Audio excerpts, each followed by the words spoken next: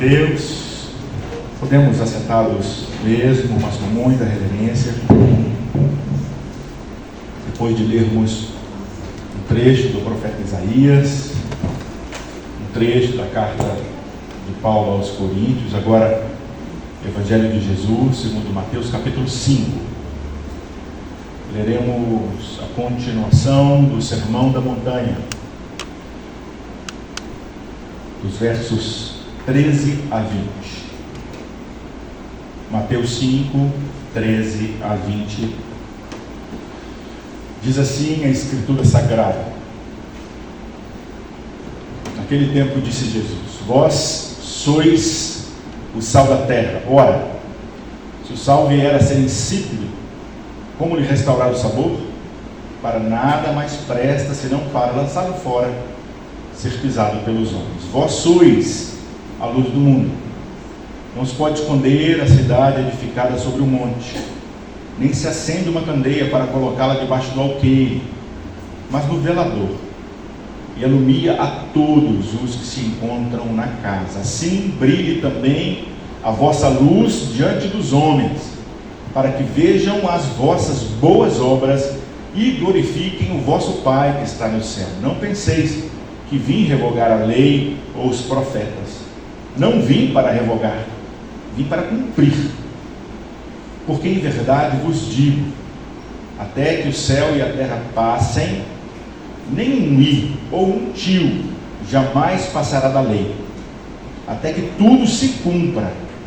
Aquele, pois, que violar um destes mandamentos, posto que dos menores, e assim ensinar aos homens, será considerado o mínimo no reino dos céus. Aquele, porém, que os observar e ensinar, esse será considerado grande no reino dos céus. Porque vos digo que, se a vossa justiça não exceder em muito a dos escribas e fariseus, jamais entrarei no reino dos céus. Palavra da salvação.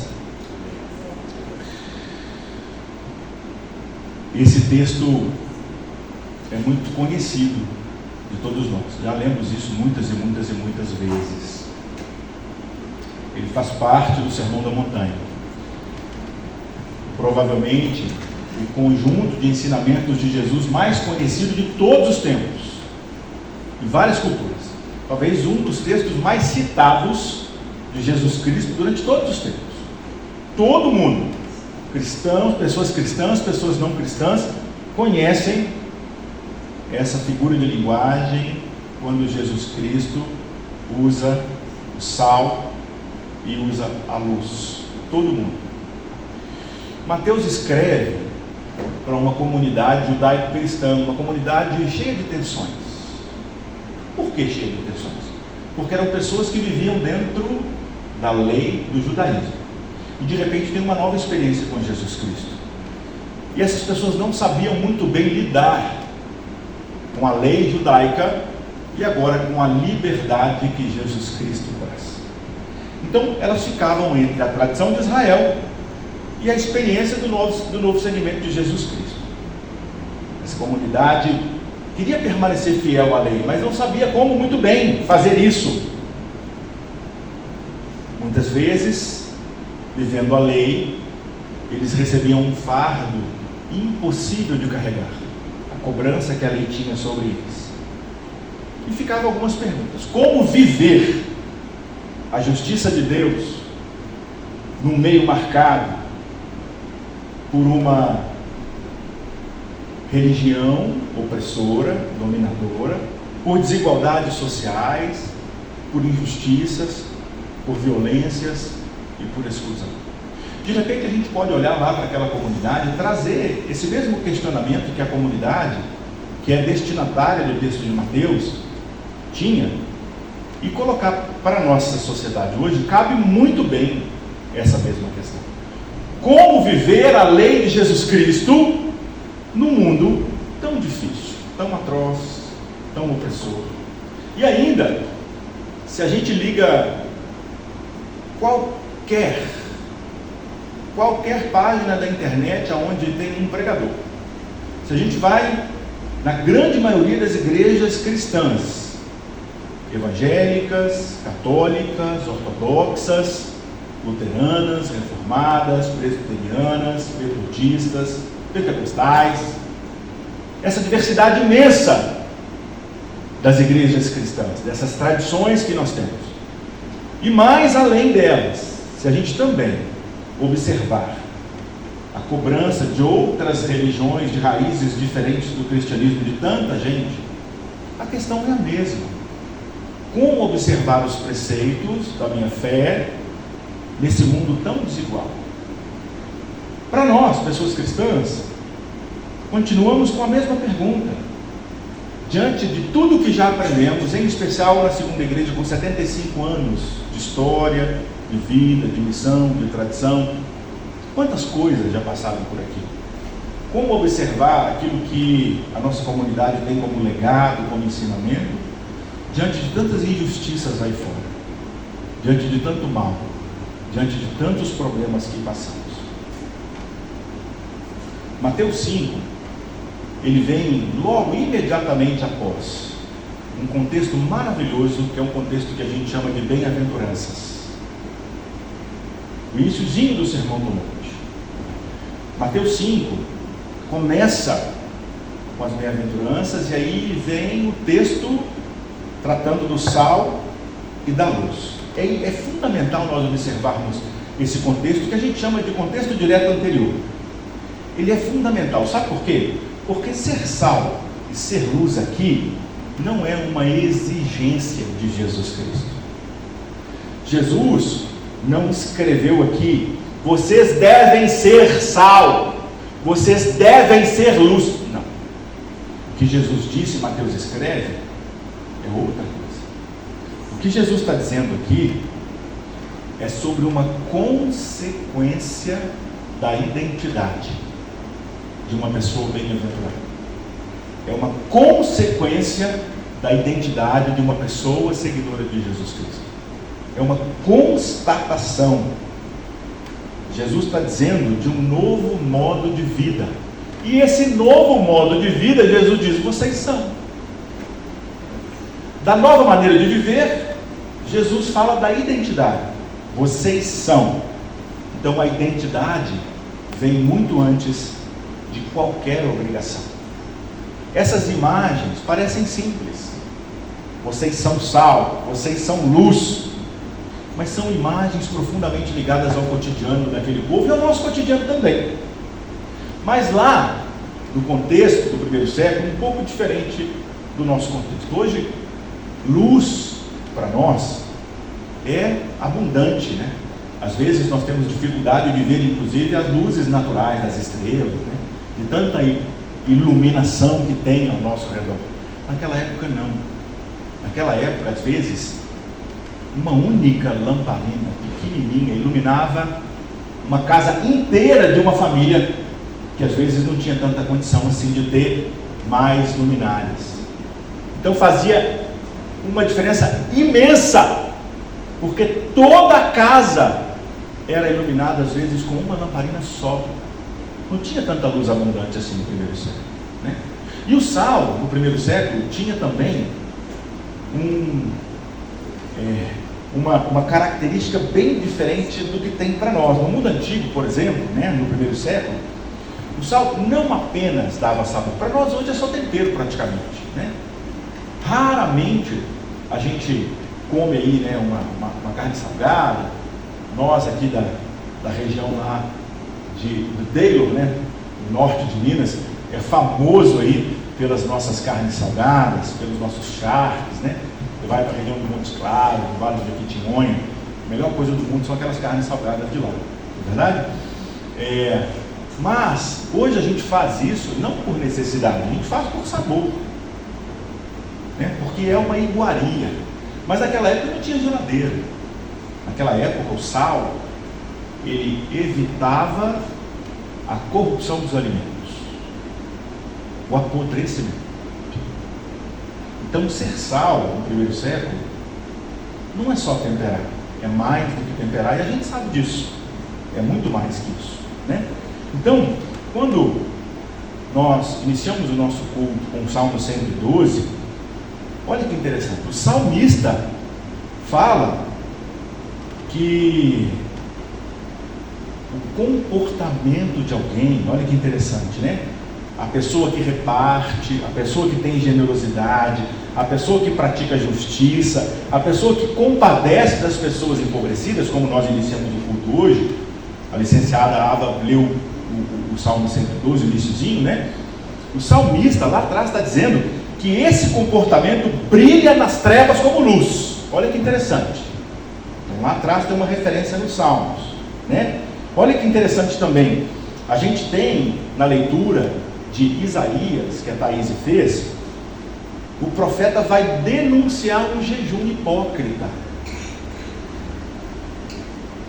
Pessoas religiosas que fazem rito pelo rito, mas que na hora do comportamento abusam das outras pessoas, não são justas, são injustas, né? São egoístas. Será que isso existe no nosso tempo ou existiu só no primeiro século? Gente que está na religião, está na igreja durante décadas, mas continua sendo violento, continua sendo machista, continua sendo opressor, continua sendo preconceituoso, continua sendo, falando que é discípulo de Jesus, continua negligenciando a maneira com que administra o dinheiro, negligenciando a família, negligenciando as pessoas ao seu redor. Será que isso existe ou não? Fica a pergunta aí pra gente.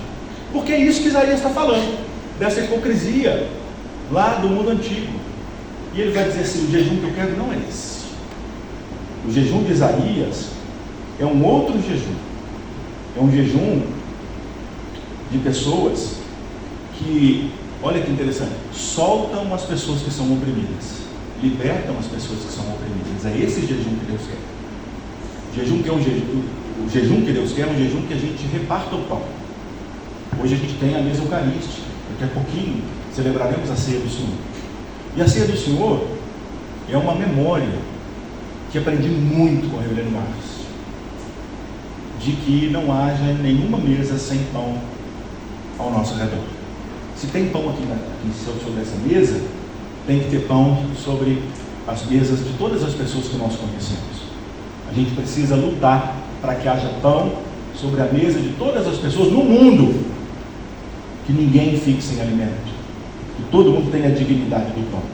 E aqui, lá em Isaías, ele vai dizer isso, que o jejum que Deus quer é essa libertação, é esse pão repartido e o acolhimento das pessoas desabrigadas, marginalizadas, que essas pessoas tenham suporte, sustento. Só que parece que quando a gente fala isso na sociedade, a gente é mal entendido. Parece que isso não tem a ver com o Evangelho de Jesus Cristo. Como assim? E o trecho que a gente leu da carta de Paulo está falando que a sabedoria de Deus, que é a pessoa de Jesus, não se revela, olha isso, numa retórica sofisticada, não se revela num discurso bonito, não se revela na superioridade de alguém. Eu já falei para vocês que a gente tem uma dificuldade imensa, até com a herança que a gente tem. Eu tenho uma dificuldade muito grande quando eu me coloco nesse púlpito, carregando essa herança, né, de ser uma pessoa como o professor, né, o presbítero docente, e aí eu fico aqui na frente falando, vocês aí sem partilhar. Isso para mim me dá um certo incômodo, e penso que se a gente tivesse aqui uma roda como aconteceu quinta-feira, onde todas as pessoas possam partilhar, o crescimento seria outro. Penso até que no momento aqui, por exemplo, de aprendizagem, como a gente tem a escola dominical, que infelizmente a gente não tem muito esse legado, a gente precisa de alguma forma pensar sobre o lugar da educação cristã, mas isso é para outro momento, né? Que o crescimento é outro quando a gente tem oportunidade de partilhar, de ouvir o outro. O crescimento é outro. Mas a gente tem esse legado de estar aqui, eu aqui na frente, como nas salas de aula, que estão aí espalhadas pelo Brasil afora, as pessoas sentadas, vocês olhando as costas dos seus irmãos e das suas irmãs. Isso não é muito pedagógico, né? Isso não é muito democrático, tá certo? A gente precisa repensar sobre isso aí. Mas voltando aqui para o texto, esse Espírito de Deus não é para dominar alguém, para impor. Ele não se revela quando o condomínio, o sal e a luz não aparecem em condomínio. esse Espírito de Deus, que é a pessoa de Jesus, ele vai se revelar na fragilidade, minhas irmãs e meus irmãos. Ele vai se revelar na vulnerabilidade da cruz, na vulnerabilidade de Jesus Cristo, no sofrimento de Jesus Cristo. Primeiro no sofrimento de se encarnar, no sofrimento de viver aqui como homem. É nesse sofrimento, nessa vida entregue, que esse Espírito vai se revelar. Então, para ser sal e para ser luz, aqui, só para a gente começar a pensar, a gente precisa pensar em serviço, em testemunho e em caminhar junto ao lado de outra pessoa. É isso que a gente precisa pensar. E é com isso que eu gostaria de olhar com vocês rapidinho 3 movimentos desse texto. O primeiro é o movimento do sal, essa presença que preserva, que evita o apodrecimento e que dá sentido. O sal é isso. Olha isso, uma presença que preserva, que evita o apodrecimento e que dá sentido. Dá sentido, né? Pega um peito de frango no seu prato sem uma gota de sal, né? Pega um arrozinho sem um sal, sem um alho. Que coisa insussa, né? A gente fala muito mal de comida de hospital, porque muitas vezes as pessoas têm problema de hipertensão, né? Tem que reduzir o sódio e que perde o sabor. Mas não é só sobre o sabor. A gente está falando de eliminar a corrupção, de evitar o apodrecimento. Gente, isso é básico, isso é coisa de escola dominical de criança, mas a gente precisa rememorar. A gente precisa repensar se as nossas ações, elas evitam o apodrecimento das pessoas ao nosso redor. Se a gente valoriza a vida. Se a gente evita, por exemplo, a violência, o apodrecimento da violência. Se a gente evita o apodrecimento da arrogância. Se a gente luta contra o apodrecimento da falta de empatia. Como é que é a nossa vida como sal? E é sobre isso. E de novo, Jesus não está dizendo vocês têm que ser, Jesus diz vocês são. Jesus está falando da nossa identidade. Jesus não está colocando peso, obrigação. Jesus está afirmando, o verbo aqui está no indicativo presente. É uma afirmação identitária. Não é uma cobrança moral. Não é uma regra religiosa. É o reconhecimento daquilo que Deus já está realizando na vida da gente. Lá, o sal tinha tanto valor, que tinha gente que recebia salário em sal. Olha isso, por isso que a palavra salário tem a raiz de sal. O sal era muito valioso. Por quê? Porque era muito misturado. E quando ele era impuro demais, misturado demais, ele só servia para quê? Para ser jogado fora. Porque você pega um sal misturado, impuro, bota numa carne para não apodrecer, moral da história, ela vai apodrecer. Se você pega uma fé diluída, rasa, sem educação cristã, sem conhecimento bíblico, sem amor, sem empatia, sem luta pela justiça, ela vai perder a sua capacidade de preservar a vida. Ela não vai servir para mais nada, a não ser para ser jogada fora. Essa espiritualidade desconectada da realidade, né? Uma espiritualidade separada da sociedade, separada do mundo, é para o mundo que Deus nos enviou. Imagina você comer o sal, você bota o sal, separa o sal da comida, né? Aí sal de um lado, comida do outro. Não vai adiantar nada. O sal tem que estar, olha que interessante, na medida certa, na quantidade certa e sem aparecer. E sem aparecer, ele não pode aparecer. Ele não pode ser nem de mais nem de menos. Ele tem que ser ali na medida certa, na moderação, para ele cumprir o que ele precisa fazer. A capacidade tanto de preservar, quanto de equilibrar, trazer harmonia à vida, ao sabor, à poesia de existir, né? Então, se a gente pega uma espiritualidade desconectada, por exemplo, da dor humana, indiferente à dor humana, ela está diluída. Ela é uma fé que não presta, pode jogar fora. Manter a aparência religiosa, todo bonitinho aqui, né, de toga, de estola, uma biblinha debaixo do braço, resolve nada, não resolve nada. Vir para o culto, escutar, voltar para casa do mesmo jeito, não resolve nada. Não resolve nada. Calvino lembrava muito bem que as boas obras, elas não salvam a gente, mas nós somos salvos para elas. As boas obras são consequência da salvação. Calvino traz isso como legado. Então, ser sal é responder a esse chamado na família, no trabalho, na política, na maneira como que a gente administra o nosso dinheiro, no meio ambiente, com a criação, com as pessoas mais vulneráveis, né? Então, é resistir a essa normalização da violência, das desigualdades, do desprezo da dignidade humana. O segundo ponto é a luz, que a gente precisa pensar. E ser luz no mundo torna o reino de Deus visível. Pensa nisso. Iluminar faz com que esse mundo novo, do jeito que Deus quer, seja visto.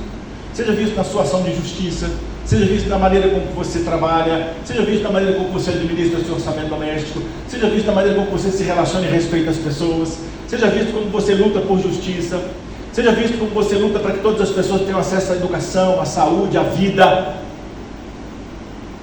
Iluminar é isso. Então, enquanto o sal atua de maneira discreta, a luz não, a luz é visível. E ele usa duas figuras interessantes aqui, né? Ele usa um candeeiro na casa, iluminando toda a casa, e ele usa uma cidade iluminada sobre o monte. Todo mundo vai ver aquela luz, está lá aparente, está todo mundo vendo. Precisamos ser vistos, mas olha que interessante. A expressão é: para que vejam as boas obras de vocês e vocês sejam glorificados? Não. Parece que um monte de gente bate no peito dizendo que é crente, achando que a glória tem que ser para ele, como se ele fosse um ser humano de elite, superior. Olha como eu sou bom, eu visito as pessoas. Não. Se uma coisa Deus resiste, é a essa soberba, é a essa altivez. É para que glorifiquem o vosso Pai que está no céu. Então tem que ter a medida de aparecer. A gente precisa pensar qual que é essa medida. E essa medida, quem tem que aparecer é Deus em você, é Deus em mim, é Deus em nós. Nós já tivemos uma temática no passado assim: Cristo em nós, a esperança da glória. Cristo em você é a esperança para a vida. A gente já ficou um ano repetindo isso aqui. Esse ano, o que a gente repete e vai repetir incansavelmente? Aonde tem amor, o quê? Deus habita. Aonde há amor, Deus habita. É isso que a gente está repetindo nesse ano de 2026. É essa temática, baseada onde? Lá em 1 João. Lá em 1 João, está aqui, 4,16. Deus é amor, aquele que permanece no amor, permanece em Deus. É essa a temática do ano de 2026. E é aí que a gente precisa de entender, de caminhar. Ao longo da história, esse texto, infelizmente, foi muito mal usado. Por que foi mal usado? Para justificar posturas moralistas e superiores dos religiosos, dominando outras pessoas, controlando outras pessoas, maltratando, oprimindo, dizendo: esse aqui pode participar da ceia. Quantas vezes a gente já viu pessoas no banco sem acesso à Eucaristia? Que arrogância, que superioridade que algumas pessoas têm de dizer que o outro não pode participar, enquanto Jesus, diante de uma mulher que ia ser apedrejada legitimamente naquela cultura, ele simplesmente fala assim: quem não tem pecado pode atirar a primeira pedra. E às vezes nós atiramos pedra após pedra, após pedra, após pedra, apedrejando um monte de gente, dizendo: aquele não, aquele não, aquele não, aquele não. Esse sim, esse parece comigo, esse tem cara bonitinha, né? Esse parece que guarda os mandamentos. Sal e luz nos igualam, a mesa nos iguala. E é isso que a gente precisa entender. A gente não veio aqui como sal e como luz para vigiar e julgar ninguém, né? Na década de 70 tem um livro muito importante, foi lançado em 75 na França e em 77 aqui, que é um livro do Foucault, chama Vigiar e Punir. Esse livro mudou completamente a ideia do que o nosso sistema prisional faz, da questão de vigilância e de punição. E eu pergunto se alguém que passa por algum sistema prisional de fato tem transformação de vida. Tem? Você que olha alguém que passou, é oriundo, né, do sistema prisional, aquela pessoa teve de fato uma oportunidade de se ressocializar naquele sistema prisional, ou até de socializar, porque de repente ele nem oportunidade de ser socializado no passado teve. E eu pergunto, é isso? O Evangelho então é para vigiar e punir? O Evangelho é um conjunto de regra para a gente incluir alguns e excluir outros? Não! A luz convida, não como um holofote que constrange. Não! A luz do reino não humilha ninguém, não expõe para envergonhar. A luz do reino ilumina caminhos e possibilidades novas. É para isso que a gente ilumina. A gente ilumina para isso. A gente ilumina para a justiça, para a generosidade, para cuidar das pessoas empobrecidas, como o salmista escreveu, como Isaías escreveu, que a gente leu aqui hoje. E para finalizar, eu preciso caminhar para a mesa eucarística com vocês. Olha que interessante. Quando a gente caminha, a gente precisa lembrar que sal e luz encontram-se nessa mesa. Nessa mesa. É ali na mesa que a gente aprende a vida que reparte, o pão para todo mundo, a graça que nos precede, que precedeu a mim, que precedeu a você, que te acolheu, que me acolheu e que acolhe todas as pessoas. É nessa mesa. É nessa mesa que a gente entende que a Eucaristia não é um prêmio para pessoas perfeitas. Tem um outro livro que eu quero indicar, né? Aqui é proibido a entrada de pessoas perfeitas, se não me engano. Depois eu vou colocar a coisa para o título correto para vocês. Mas se não me engano, é proibido a entrada de pessoas perfeitas. O alimento da mesa é para pessoas vulneráveis que estão no caminho. Pessoas vulneráveis como eu e você, que estamos ladeados, um ao lado do outro, um ao lado da outra, nessa jornada. E a gente entende que nós somos pessoas enviadas a essa sociedade, a esse mundo, como sal de luz, para preservar a vida, para temperar, para iluminar, para dar novas oportunidades, novas possibilidades, não só para nós, mas como para todas as pessoas. Nessa mesa, nós somos igualmente pessoas necessitadas do amor de Deus. E nesse contexto, é nesse contexto que a gente recebe a visita. Em especial quando a gente olha o nosso Brasil, né? O nosso país. Olha que interessante. É um país que infelizmente tem vivido tanta polarização, tanta violência, né? Violência contra a mulher tem aumentado. Que coisa horrorosa, né? Atos racistas têm aparecido todo dia. Famílias sendo dilaceradas. E às vezes a gente não consegue agradecer e se alegrar na vida. Às vezes nós não conseguimos isso. Eu amo o Gonzaguinha quando ele escreve sobre a vida, né? O que é o quê? O que é a vida? A vida é o quê? O que é a vida? A vida é um presente de Deus, de acordo com o Gonzaguinha. É o sopro do Criador numa atitude repleta de amor. Isso é a vida. E Gonzaguinha escreve que ele prefere ficar com as respostas das pessoas vulneráveis, infantis, das crianças, que com certeza acolhem e não fazem acepção de ninguém. A gente tem até que ensinar para os nossos meninos, né, e meninas, para as nossas crianças, aqui não vai para a pessoa que você não conhece, porque senão ela vai. Não é verdade? Essa é a resposta que fica. Assim, então, eu gostaria muito que a gente saísse daqui cheio de esperança, que a gente vá para essa mesa com vida, com uma fé encarnada, que a gente coma esse pão, que essa fé seja comprometida com a justiça, com a dignidade humana, com o acolhimento de todas as pessoas, né? Que as nossas comunidades, Brasil afora, não sejam repletas de pessoas, não pelo barulho que fazem, pelo cântico que tem, mas sim pelo bem que promovem na sociedade. Não pelo medo que espalham, mas pela esperança que cultivam, sustentados por essa reflexão, que a gente possa compreender o que Deus requer de nós como sal e luz na vida, como consequência do amor dele, e que a gente possa responder a Deus todos os dias a esse convite que Ele faz insistentemente para que a gente se aproxime dEle, e se aproximando dEle, Ele reconhece a nossa identidade. Vocês temperam a vida, vocês são o tempero da vida, vocês preservam a vida, vocês são pessoas que preservam, vocês são pessoas que iluminam o caminho para muita gente. Que seja assim entre nós, no nome de Jesus. Vamos para a mesa do Senhor neste momento, com muita gratidão no coração.